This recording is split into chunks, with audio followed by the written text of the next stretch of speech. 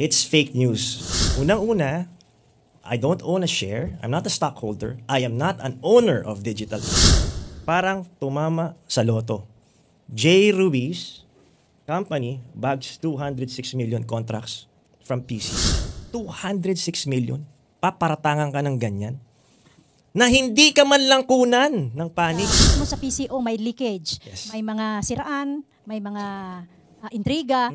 What immediate measures po or actions ang ipatutupad ninyo para matigil na po? Marami naman akong kaibigan dito. Di ba? Palakasan ng boses. Palakasan ng bulong.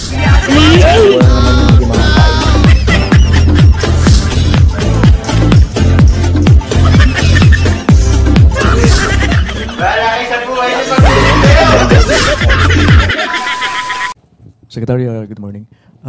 Secretary, may mga lumalabas na information regarding dun sa DG8, yung angulo ng mayroong interest, conflict of interest.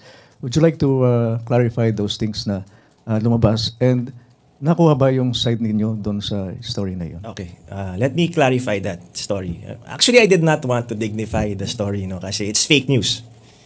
It's fake news. Unang-una, I don't own a share. I'm not a stockholder. I am not an owner of Digital 8. I was an authorized representative to represent the company in the joint venture agreement between IBC 13, DG8, and PCSO. I never owned that company. So, parang ginawa lang nila as representative dahil may konting pangalan naman tayo, ginawa akong parang spokesperson ng kumpanya, head ng sales and marketing noong October 2024. And in January 17, dahil nga may mga iba naman na akong inaayos na negosyo, ako po'y nag-resign sa kumpanya. I never owned a single share of Digital 8. So maliwanag po yan. Ang ikinalulungkot ko lang dito po ay, alam mo, napakabigat po ng akusasyon. Ito nga yun nandito siya. Sabing ganun dito, parang tumama sa loto. J. Ruiz company bags 206 million contracts from PCSO. Walang byline, walang pangalan kung sinong sumulat nito. 'Di ba? Online site, walang pangalan. Iba pa, may mga nag-carry pa ng iba. Alam niyo po, isa sa mga dahilan kung bakit ako pumayag ng maging Presidential Communications Office Secretary ay upang labanan ang fake news. It was actually my topic during the flag raising ceremony that was held yesterday.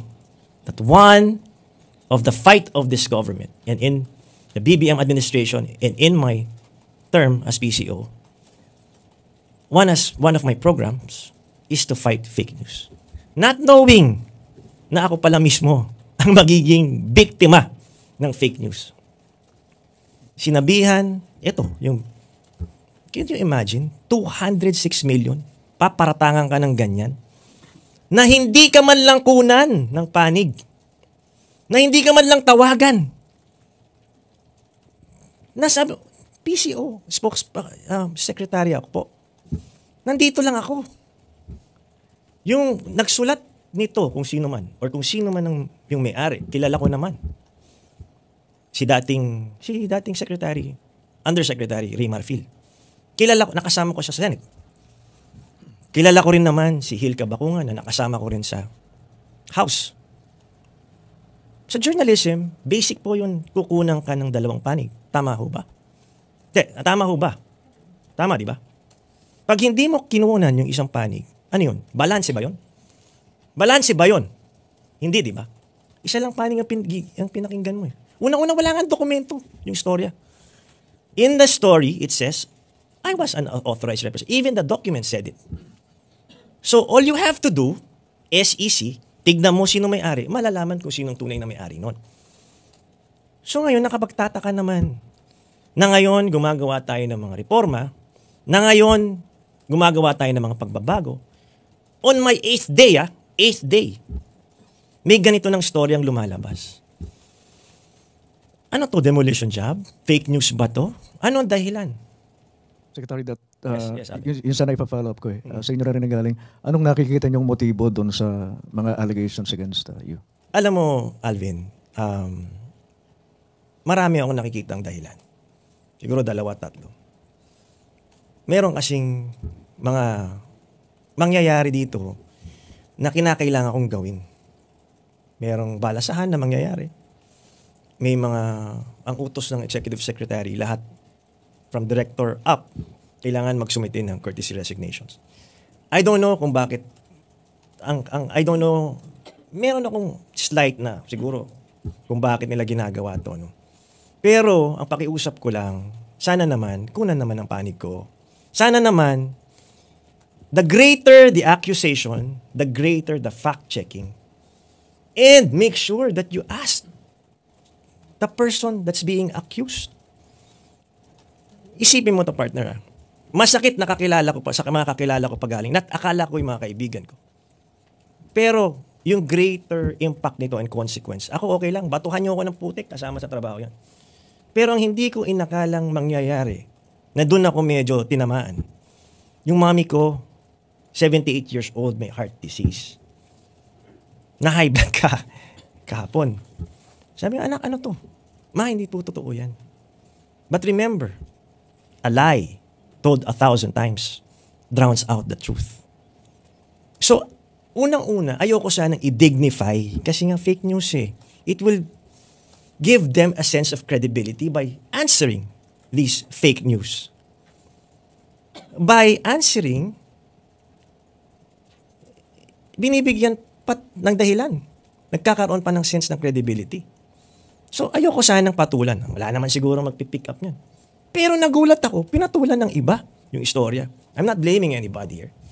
Pero sana naman, mag-research, tumingin sa dokumento.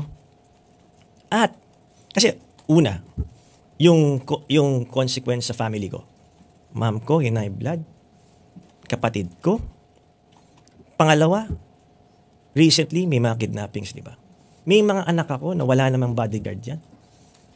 Sasabihin nyo, may 200 million, 206 million na kinita dito. Wala naman. So, naging target pa ngayon kami ng mga masasamang loob.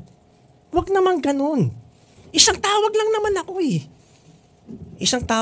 ako eh. Ang dami kong kakilala, common friends, na nandun. In fact, isa nga dyan si Benji. Benji Liwanag. I asked him 2 days ago, pare, gusto mo ba maging assistant secretary? Nagtatrabaho siya sa Abante, radio operations. We're close. Sabi ko, pare, gusto mo ba? Baka ikaw naman pinagkakatiwalaan kita. Baka naman pwedeng dito ka. Diba? Usap tayo. Meron akong i-alok sa'yo na trabaho. Sabi niya, pero tandaan mo, presidential appointee to, pare. Pag umalis ako, magpa-file din ako ng courtesy resignation. Lahat tayo. Ganun lang yun. Sabi niya, pare, okay na ako dito. Stable na. O sige, tulungan na lang tayo. Kita tayo minsan. He's a friend. He works for the publication. Diba? Kunan lang sana side ko. Yun lang naman ang gusto ko sana nangyari dito. Para hindi na nagkaroon ng pagkakalituhan o yung misinformation or yung fake news binigyan halaga. I was contemplating siyempre yung una mo reaction, di ba? File a legal action against these purveyors of fake news. Pero nung naitulog ko, naisip ko, baka naman lalo lang tayong madistract. Madistract tayo sa focus na ano ang kinakailangan gawin bilang Presidential Communications Office. The number one fight of our generation is fake news. I call on us, people from the traditional media. Sama-sama po natin, labanan ng fake news. Sumusobra na eh. It's becoming a very toxic environment na kung saan wala nang rules. Murahin mo dito, akusahan mo si ganito. Na kahit hindi totoo, nalulunod ang katotohanan. The voice of truth should be louder than lies. We should be guardians of truth. Ayaw natin na lumaki ang mga anak natin na puro kasinungalingan, hate speech, at kung ano-ano pa, toxicity on the internet na nagre-reflect ngayon sa tunay na buhay. Kasi dalawa na ngayong mundo eh. The cyber world and the real world. Yung cyber world toxicity, napupunta rin sa real world toxicity. So it's causing divisiveness. It's causing many things, including hatred. So, ang akin lang, kung may mga ganitong akusasyon, please, mag-research po tayo. Kausapin natin kasapin. Ipaliwanag natin.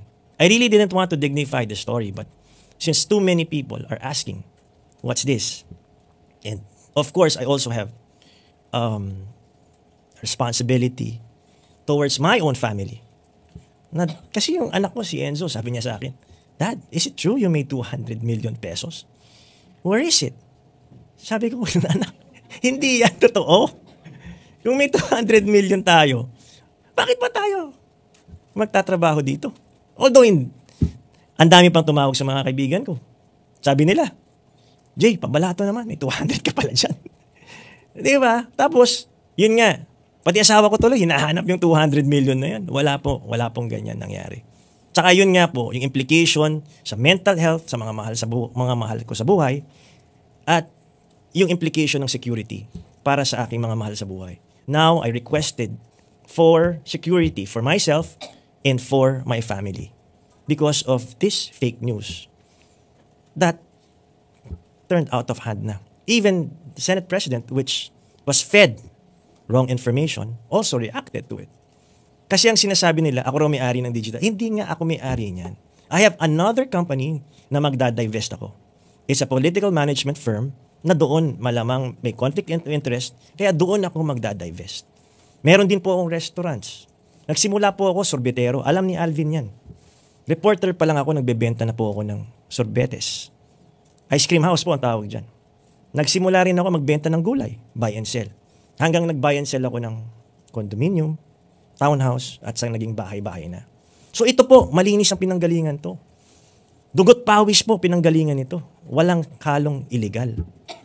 So kailangan kong ipaliwanag ito na nung nakuha kong PCO secretary, kahit papano naman, may kaya na po kami. Ano bang gusto nila? Dapat ba tambay ang maging susunod o dapat ba palang naging trabaho sa gobyerno o kung saan man? Doon ba dapat manggaling ang PCO secretary? The situation, sabi niyo nga kanina, kayo mismo na biktima ng fake news. At mismo sa PCO may leakage, Yes. may mga siraan, may mga intriga. What immediate measures po or actions ang ipatutupad ninyo para matigil na po ang mga ito? Ako una, ina-identify natin itong mga salarin na ito. Pinagsasabihan din natin yung masyadong nagbibigay ng intriga. At ngayon kasi, nung una open ako sa lahat eh. Kasi lahat ng information, di ba? Ito, kanan, bulong dito, bulong dito. Si ganito, si ganyan, si ganito. Si ganito, si ganyan, si ganyan. I-filter mo ngayon eh, kasi marami naman akong kaibigan dito. Di ba? Palakasan ng boses. Palakasan ng bulong. So, kailangan din ma-decipher mo kung alin sino yung nagsasabi ng totoo, sino yung sumisip-sip, sino yung papalakas, sino ang karapat-dapat. Performance-based ba? Although mahirap gawin mahirap gawin. Kasi bawat tao may history. May iba, may mga malalakas na backer. May mga iba, may pinagsamahan kayo. So, as I said, you will have to make hard choices. I will have to make hard choices. But I know that if I made the wrong choice, it's me on the line, di ba? Ulo ko naman ng sisibakin dito. So, ako, I'm coming from, gawin ko na lang to. Minsan lang naman dadaan sa buhay ko to, di ba? So, gawin ko na lang siguro yung tama. Pero, alam mo, pag nandito ka pa na ganyan, no? Mga decision na ganyan. Kasi napakarami eh. Ang una kong naisip, nung una kong pasok dito, PCO ba to or employment agency? Sorry boss, yun ang naranasan ko eh. PCO or employment agency. Marami kasing gusto magpa-retain, marami rin naman gusto maghanap ng trabaho. Naintindihan ko naman yun. Okay lang naman. Pero we will have to choose the right person, people. Kasi in the end, ako rin ang mananagot. In the end, tignan mo, inakailan na po PCO? Pang-apat na ba ako? Pang-apat na, ano? Pang-apat. So, one wrong step, one wrong move, para ka nagbabalansi dito parati. Pwede kang bumagsak.